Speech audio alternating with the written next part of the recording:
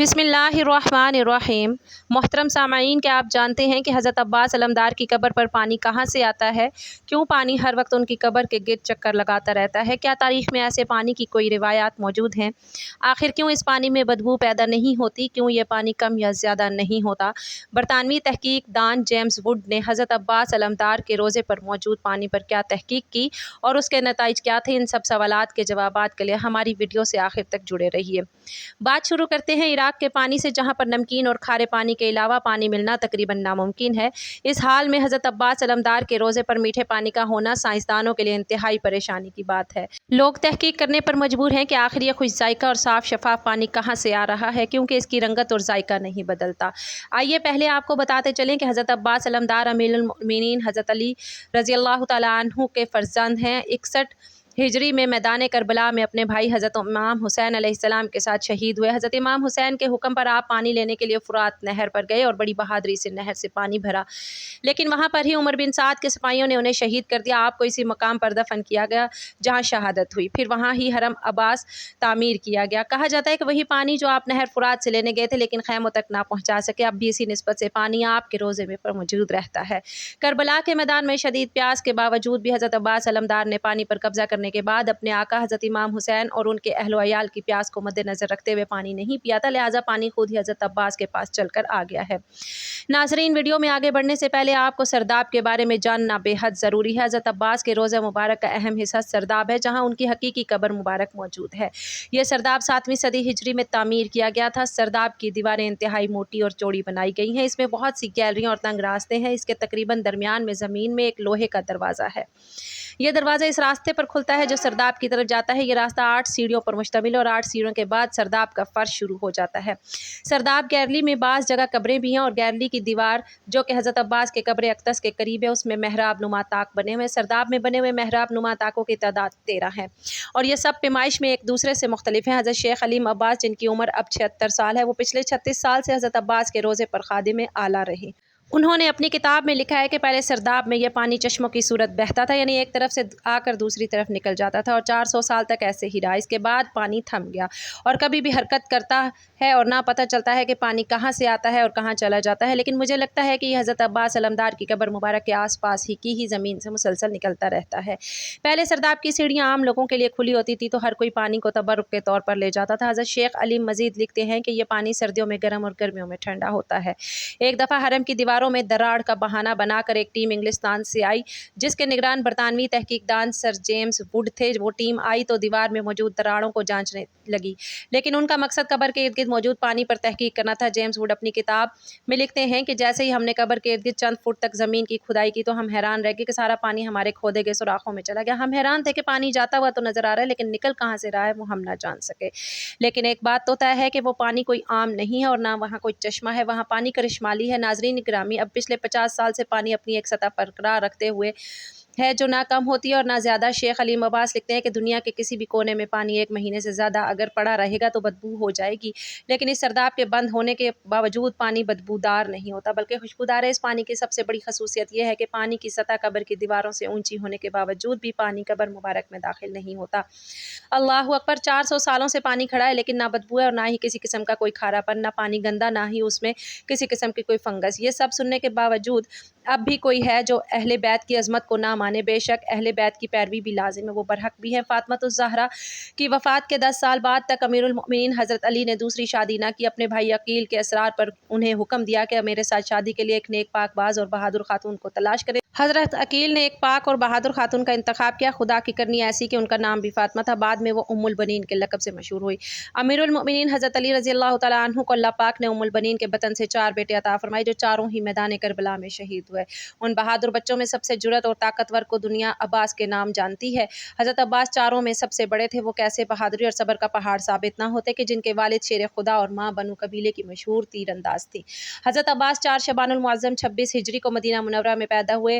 हज़रत अली रज़ी अल्लाह तआला अन्हु कभी कभी जनाब अब्बास को अपनी गोद में बिठाते थे और उनकी आस्तीन को पीछे उलट कर बोसा देते थे और आंसू बहाते थे। एक दिन उनकी माँ उम्मुल बमीन इस माजरे को देख रही थी। अमीरुल मोमिनीन हज़रत अली रज़ी अल्लाह तआला अन्हु ने फरमाया, यह हाथ अपने भाई हुसैन की मदद और नुसरत में काटे जाएंगे।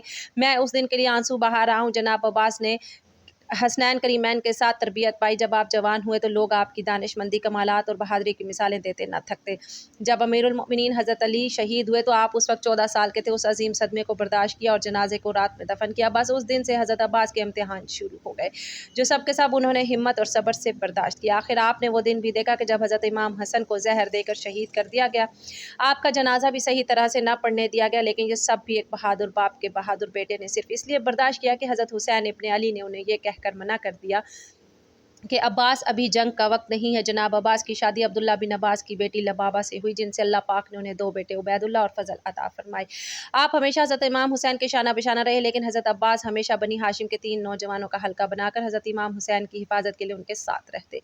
आपने हमेशा अपने आप को हज़रत हुसैन का गुलाम बनाकर पेश किया, ना कि भाई। यहाँ तक कि करबला के मैदान में भी आपने अपनी गुलामी और वफा का मुजाहिरा किया। इब्ने ज़ियाद जानता था कि जब तक अब्बास करबला के खैमों में मौजूद है, हम तक उन तक नहीं पहुँच सकते। इसलिए उसने एक चाल चली कि शमर मलऊन को 4000 सिपाही देकर हज़रत अब्बास के पास भेजा। शमर ने हज़रत अब्बास को कहा कि मैं इब्ने ज़ियाद की तरफ से अब्बास तुम्हारे और तुम्हारे भाइयों के लिए अमाननामा लिखवा लाया, इसलिए तुम यहाँ से जा सकते हो। बस ये सुनना था कि हज़रत अब्बास का चेहरा मुबारक सुर्ख हो गया। आपने अमाननामा पकड़ा और उसके 2 टुकड़े कर दिए और फरमाया कि हिम्मत है तो मुझसे मुकाबला करो। तुम लोग चाहते हो मैं नवासे रसूल से गद्दारी करूं। चुनांचे शमर और इब्ने ज़ियाद अपने मकसद में कामयाब ना हो सके।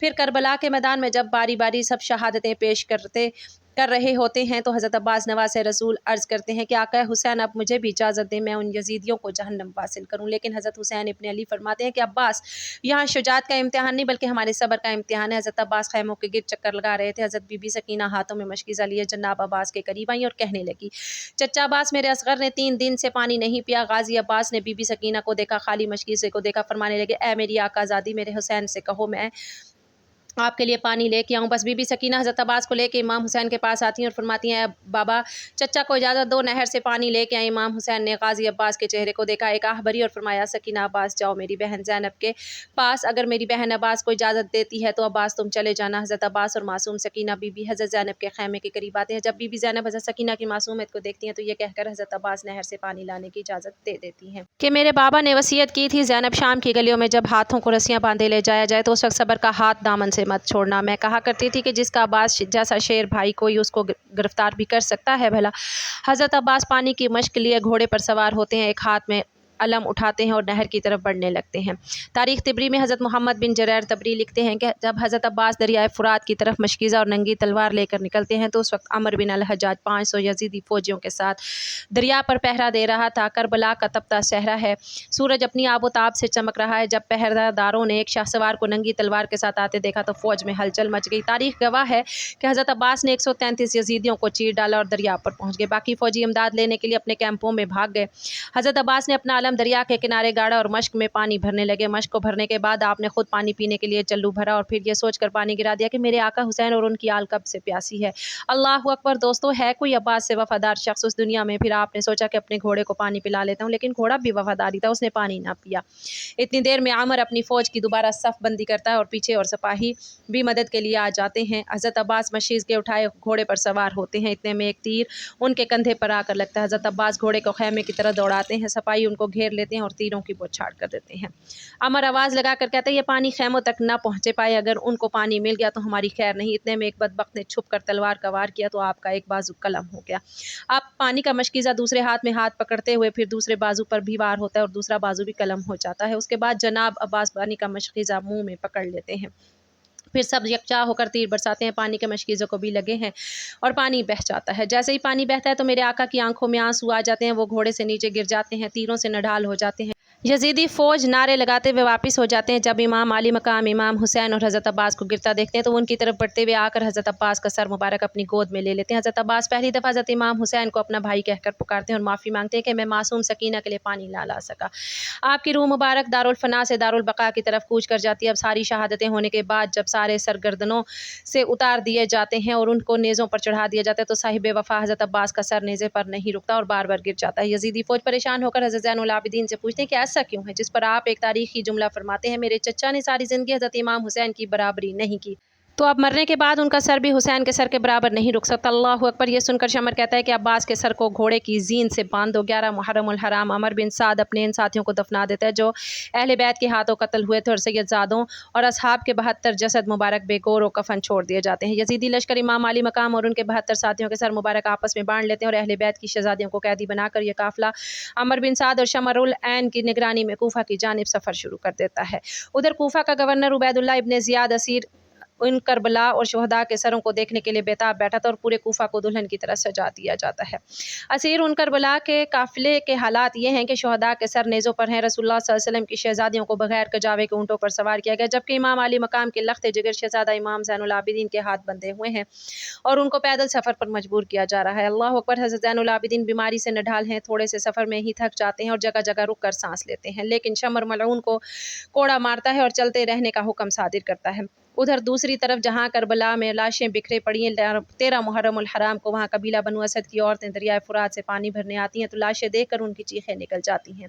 एक घोड़सवार शख्स की हिदायत के मुताबिक उन लाशों को दफना दिया जाता है। असीरान करबला का काफिला कूफा की जानिब रवां दवां है। यजीदी सिपाहियों ने सस्ताने के लिए काफिले को रास्ते में रोका। यहाँ तारीख तिबरी में इमाम तिबरी में अलामा इब्ने कसीर लिखते हैं कि यजीदी फौज शराब में मस्त थी, जिस वजह से एक सिपाही अनान बिन जैद नवासा रसूल की बीवी हज़रत रबाब की तरफ बदमस्ती में बढ़ा तो शेर खुदा की शेर बेटी हज़रत ज़ैनब सलामुल्लाह अलैहा ने करीबी खड़े दूसरे सिपाही की तलवार खींचकर पहले अनान बिन जैद को बढ़ता हुआ हाथ काटा, फिर उसकी गर्दन उड़ा दी। इस वाक़े के बाद काफ़ी देर तक लश्कर में खामोशी छाई। फिर हज़रत ज़ैनब बिनते मोहम्मद रज़ी अल्लाह तआला अन्हा ने वहाँ पर अहले बैत की अज़मत के बारे में खुतबा इरशाद फरमाया। इमाम तिबरी रिवायत करते हैं कि इब्ने साद ने खौली के हाथ इमाम अली मकाम का सर अक़दस इब्ने ज़ियाद के दरबार भेजा। खौली जब कूफा पहुंचा तो रात का वक्त था, इसलिए वो सर मुबारक को अपने घर ले गया और एक बर्तन में ढांप दिया। सर मुबारक को देखकर उसकी बीवी सख्त नाराज़ हुई कि ये तुमने क्या जुल्म कर दिया है। वो बयान करती हैं कि खुदा की कसम मैंने देखा कि एक नूर बराबर आसमान से उस बर्तन तक सतून की मानित चमक रहा है और मैंने सफ़ेद परिंदे देखे जो बर्तन के इर्द गिर्द मंडला रहे थे।